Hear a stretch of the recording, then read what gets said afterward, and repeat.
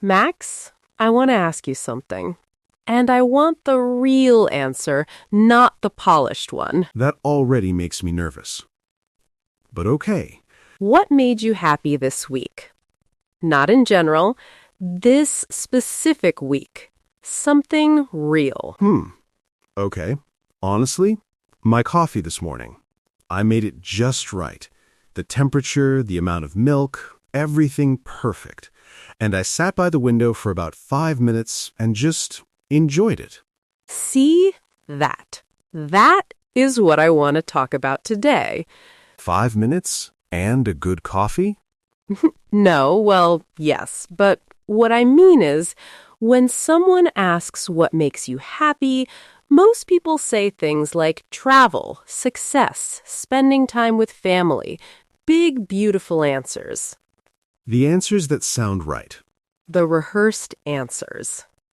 But then you ask them what actually made them happy this week, and they say, "My coffee was perfect this morning," or "I heard a song I hadn't heard in years," or "My cat fell asleep on my lap, and I didn't move for 20 minutes because I didn't want to disturb her." I have absolutely done the not moving because of the cat thing. Everyone has. And those small, ordinary, almost embarrassing moments, that is where happiness actually lives for most people. Not in the big moments we plan for, in the tiny moments we almost miss. That is a really beautiful way to start this conversation. Welcome to Real Life English, the podcast. I'm Emma. And I'm Max. And today's episode is Talk About What Makes You Happy. Today you are getting 3 things. First, a real honest conversation about happiness and where it actually comes from. Second, natural English expressions to talk about joy, contentment, and everyday moments. And third, powerful vocabulary you can use to describe your own emotions and experiences in English. This episode is for B1 and B2 learners, but honestly, happiness is a universal topic. Every level is welcome here today. If this is your first time with us, welcome! Please subscribe. We are here every single week. And your comment homework for today. Tell us one small thing that made you happy this week. Not the big things. The small, quiet, ordinary things.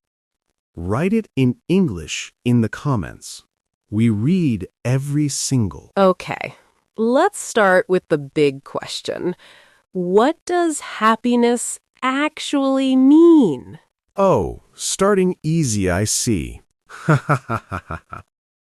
Just a light topic for a Tuesday morning. Okay, my honest answer? I think happiness is one of those words that sounds simple and is actually incredibly complicated. Say more. Because when I was younger, maybe early 20s, I had this very clear picture of what happiness would look like. A good job, a nice home, financial stability. Financial stability means having enough money consistently so you don't have to worry about basic needs. The checklist version of happiness. Exactly. And I genuinely believed once I have those things, I will be happy. Really happy. And did you get those things? Some of them. And they were good. I'm not complaining. But that feeling I expected, that arrival feeling like, okay, now I am happy. I have made it. It never came. It never came. Or it came for a day or two, and then life continued being life. With all its ordinary Tuesdays and small frustrations and regular moments. And I think this is one of the most important things anyone can realize about happiness. Psychologists actually have a name for it, the hedonic treadmill. hedonic treadmill means the tendency for humans to return to the same baseline level of happiness after positive or negative events. So, you get the thing you wanted. You feel happy. And then you adapt. Adapt means to adjust and get used to new circumstances. And the happiness fades back to your normal level. And then you need the next thing to feel happy again. And the next thing. And the next. Running on a treadmill that never takes you anywhere new.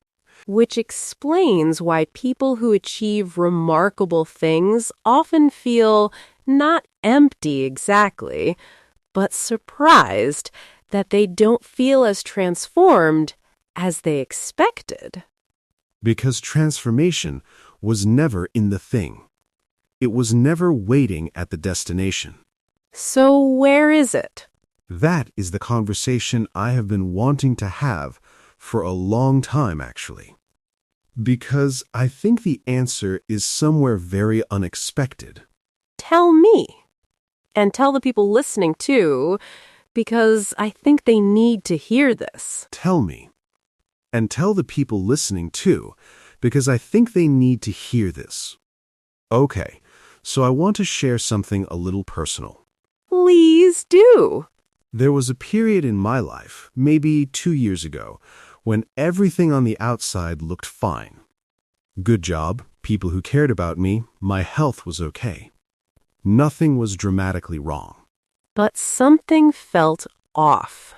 Something felt very off.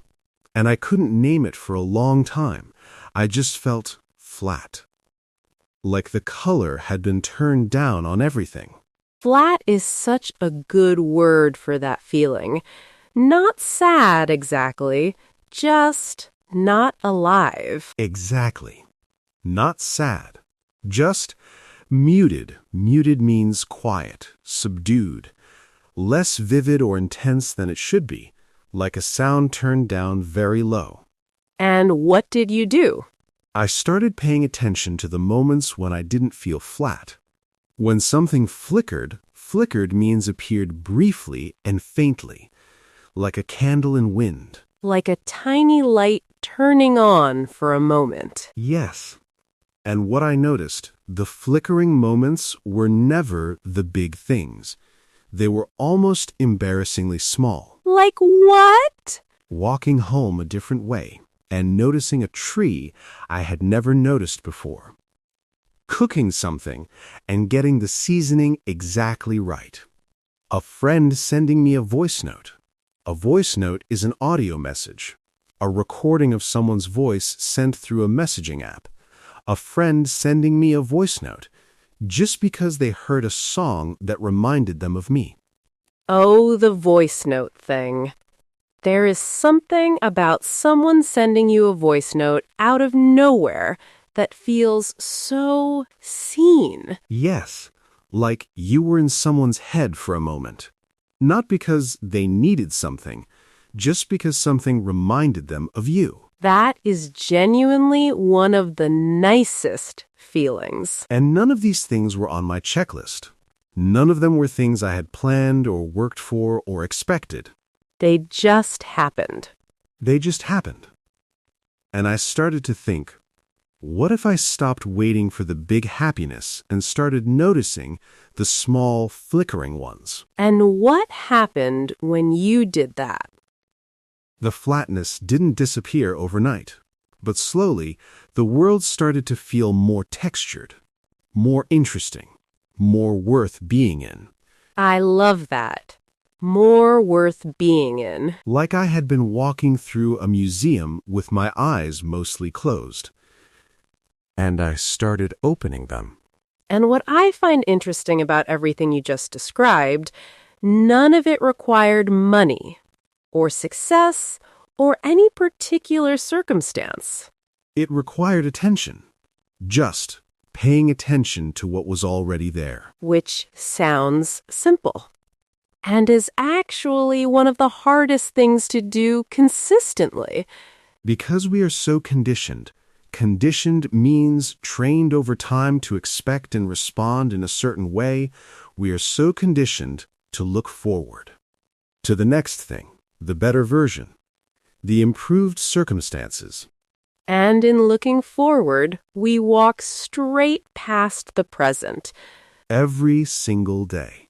I had a moment like this recently, actually. Do you want to hear it? I really do. So, last week, I was having a genuinely hard day. Nothing dramatic, just one of those days where everything felt slightly too heavy and slightly too much. The ordinary hard days are sometimes harder than the dramatic ones. Because with the dramatic ones, you know why you feel bad. With the ordinary ones, you just feel bad and you can't even explain it properly. And what happened? I was walking home and it started raining. Not a nice, gentle rain, just cold and annoying, and I had forgotten my umbrella. Obviously. The umbrella. Always the umbrella. I have a very long, complicated history with forgetting umbrellas. So I was wet and cold and already in a bad mood. And then I walked past a bakery. And it smelled incredible. It smelled like the best thing in the world. Warm bread and something sweet and just life. And I stopped, right there on the pavement in the rain, and I just stood there, breathing it in for a moment. That is a very cinematic moment, actually. It felt cinematic. Cinematic means having the quality of a film, visually and emotionally striking.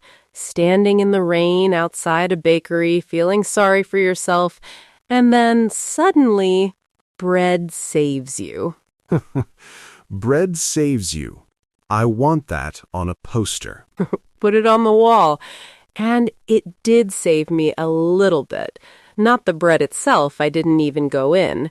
Just the smell.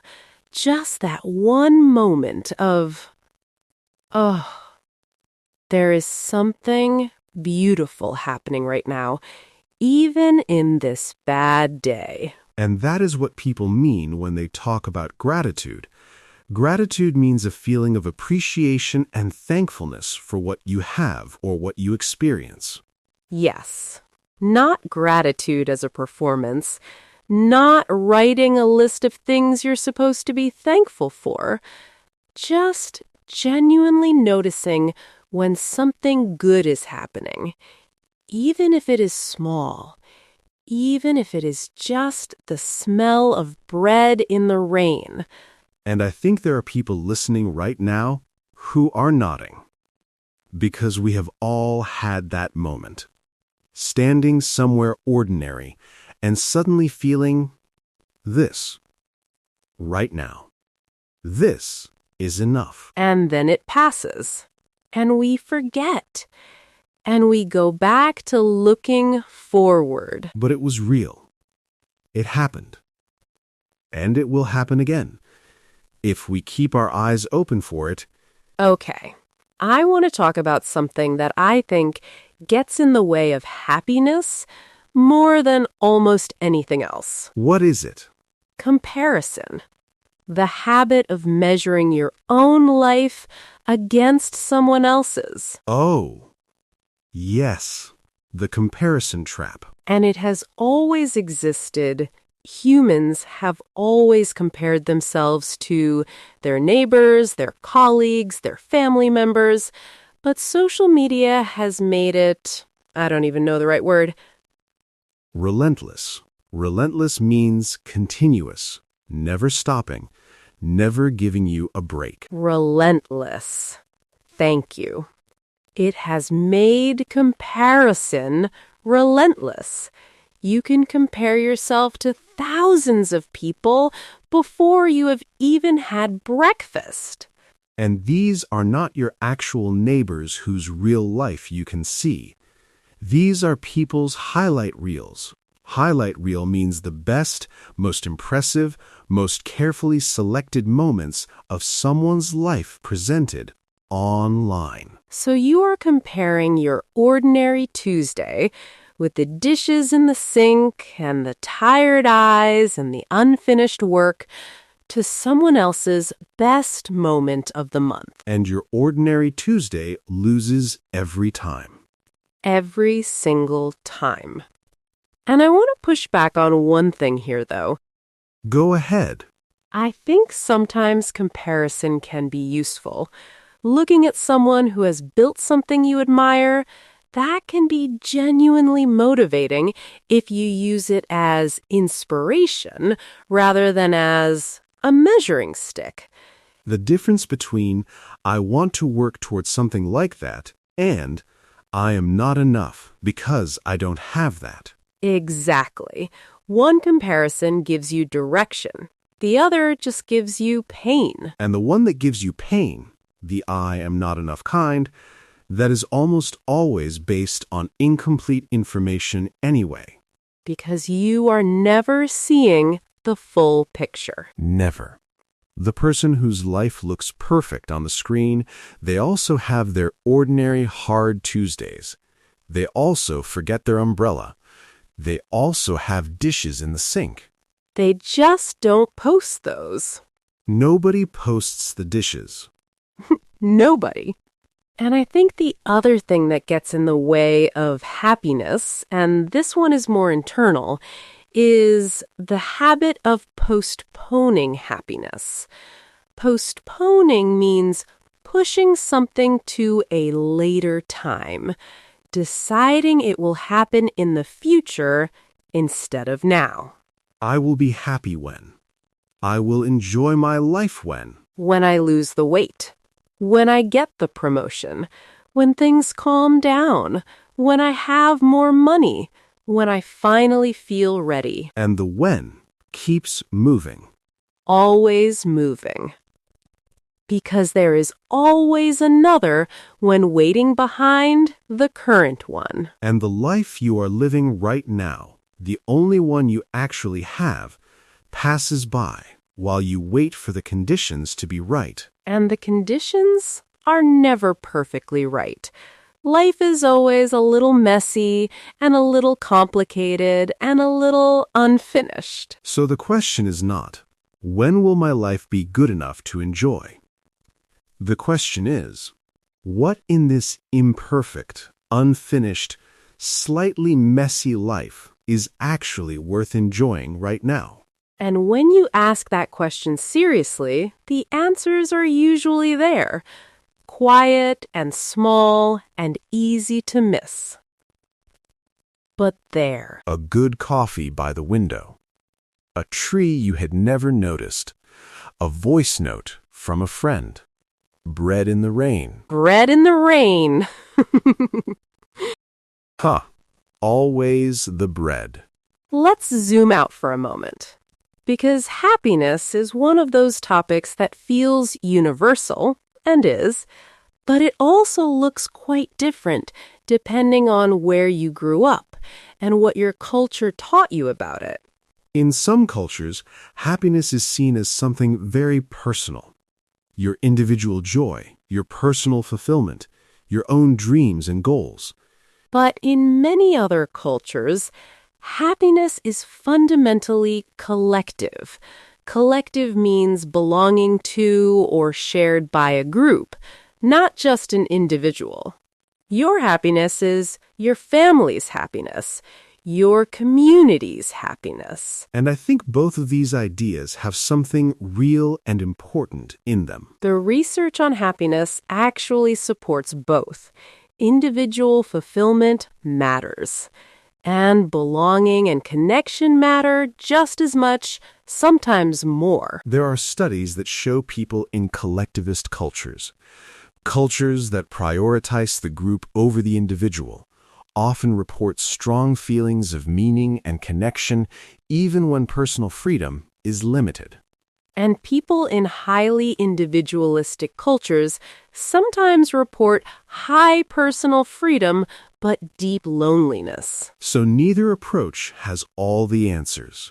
If you are listening from South Asia, the Middle East, Africa, Latin America, places where family and community are deeply central, you might find happiness in ways that do not look like the Western self-help version.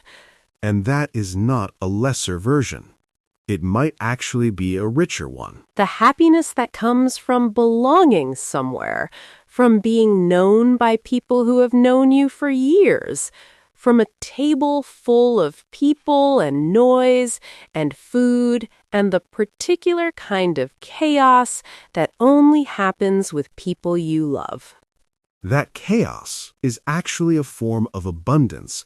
Abundance means having a large, rich amount of something, more than enough. And abundance, real abundance, is one of the deepest forms of happiness there is. Wherever you are listening from, your version of happiness is valid.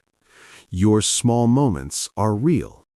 Your ordinary Tuesday has something worth noticing in it. And after today, you have the English to talk about it.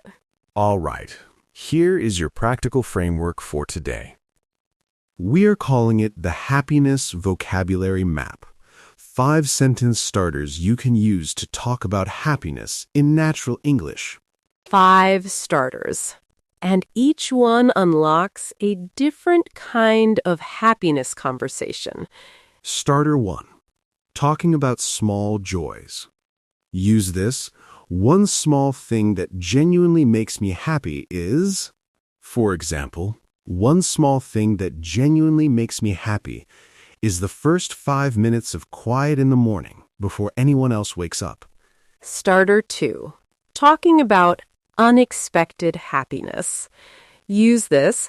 I wasn't expecting it, but I felt really happy when, for example, I wasn't expecting it, but I felt really happy when my neighbor remembered my name and asked how I was doing.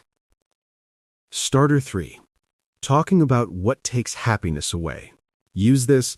I notice I feel less happy when For example, I notice I feel less happy when I spend too much time scrolling and comparing myself to people online. Starter 4. Talking about what happiness feels like physically. Use this. For me, happiness feels like, for example, for me, happiness feels like a kind of lightness, like something heavy has been quietly put down. Starter 5. Talking about what you have learned about happiness. Use this. Something I used to think would make me happy, but didn't was. What actually makes me happy is, for example, something I used to think would make me happy was getting everything on my to-do list done. What actually makes me happy is having one good conversation with someone I care about. Let's hear some real examples. Imagine someone called Yasmin. She says, one small thing that genuinely makes me happy is watering my plants in the morning. I know it sounds strange, but they make me feel like I am taking care of something. Or imagine someone called Rafi. He says, I wasn't expecting it, but I felt really happy when my little nephew called me just to say hi. He didn't need anything. He just wanted to talk. That made my whole day. Or maybe you, right now, try starter 1 out loud. One small thing that genuinely makes me happy is, just say it to yourself. In English, notice how it feels to say it. Because happiness you can describe in English is happiness you can share. And happiness shared, even in a small podcast comment, is happiness that grows a little. Word tour time. Let's walk through today's vocabulary together. Max, kick us off. First, hedonic treadmill. The tendency for humans to return to the same baseline level of happiness after positive or negative events, no matter what happens, we adapt and go back to our normal. Example 1. He got the promotion he had worked toward for 2 years, and within a month he was back to his normal level of happiness. That is the hedonic treadmill. Example 2. Understanding the hedonic treadmill helps you stop expecting big purchases or achievements to permanently change how you feel. Did you catch that one earlier when we used it? Next, muted, quiet, subdued, less vivid or intense than it should be, like a sound or color turned down very low. Example 1, she described her mood as muted. Not sad exactly, just not fully alive. Example 2, the colors in the painting were deliberately muted to give it a calm, melancholy feeling. Did you hear that one? Flickered. Appeared briefly and faintly, like a light or flame that appears for a moment and then fades. Example 1. A small feeling of excitement flickered in him when he heard the news, even though he tried not to show it. Example 2. Hope flickered in her chest when she saw his name appear on her phone. Did you catch that? Cinematic. Having the quality of a film, visually and emotionally striking, like a scene from a movie. Example 1, there was something cinematic about standing alone in the empty train station at midnight. Example 2, she described her morning walk as cinematic. The light through the trees, the quiet streets, the coffee in her hand. Did you hear that one? Gratitude. A feeling of appreciation and genuine thankfulness for what you have or what you experience. Example 1. She kept a small gratitude journal, not a long list, just one honest thing each evening. Example 2. Gratitude is not about pretending everything is fine. It is about noticing what is genuinely good inside the complicated. Did you catch that? Relentless. Continuous, never stopping, never giving you a break, always present, and always pushing. Example 1, the relentless noise of social media makes it hard to sit quietly with your own thoughts. Example 2, she admired his relentless energy. He never seemed to slow down or lose his motivation. Did you hear that one? Highlight reel. The best, most carefully selected moments of someone's life, presented online as if that is the whole picture. Example 1. What you see on someone's profile is their highlight reel, not their ordinary Tuesday. Example 2. She reminded herself that everyone's highlight reel looks better than their reality, including her own. Did you catch that? Postponing. Pushing something to a later time, deciding it will happen in the future instead of now. Example 1. She had been postponing happiness for years, waiting for the right circumstances that never quite arrived. Example 2. Stop postponing the small joys. The coffee, the walk, the phone call. Do it now. Did you hear that one? Collective. Belonging to or shared by a group, not just one individual, but everyone together. Example 1. In many cultures, happiness is a collective experience. Your joy is your family's joy. Example 2. There was a collective sense of relief when the exam results came and everyone had passed. Did you catch that? And our last word, abundance. Having a large, rich amount of something, more than enough, overflowing. Example 1, the table was full of food and noise and laughter, a genuine abundance of everything good. Example 2, she realized she had been so focused on what she lacked that she had completely missed the abundance that was already there. Did you catch that one? We are at the end. And I want to leave you with something simple. Go ahead. Happiness is not waiting for you at the next destination. It is not hiding inside the next achievement or the next purchase or the next version of your life. It is flickering in the ordinary moments of the life you are already living. Right now. Today. In the coffee that is just right. In the tree you pass every morning and never look at. In the voice note from someone who was thinking of you. In the smell of bread. In the rain. Always the bread. Always. And the invitation today is simple.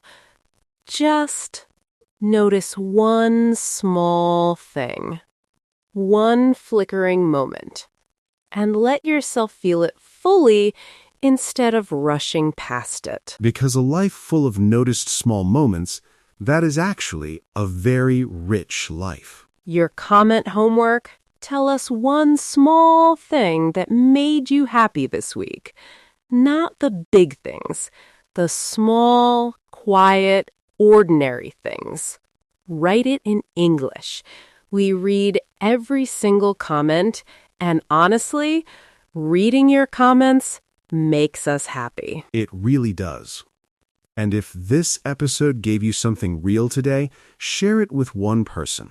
Someone who needs a reminder that their ordinary life has something beautiful in it. Because it does. Every life does, including yours. Thank you so much for being here with us today. I'm Max. And I'm Emma. Notice the small things today, and we will see you in the very next episode. Bye. Bye for now.